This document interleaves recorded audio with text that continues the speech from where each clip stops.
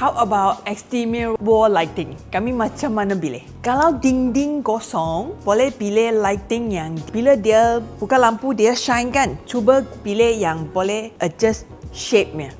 For example, some lighting like this, dia shine atas dengan bawah. Macam tu satu patang.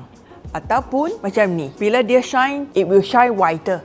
If your dinding besar, pilih something like this. So bila dia shine wider. So exterior when you look at it, the rumah look bigger. Ataupun itu dinding banyak besar, you can choose few pieces. For example, something like this. Itu 4 segi, you can choose few pieces. Dinding macam besar kan? You can choose few pieces. So bila dia shine, dia jadi satu pattern on your wall lah. So even though it's plain wall, dia boleh jadi satu pattern yang agak very eye-catching wall. Nak lagi apa tips ke? We can share next episode.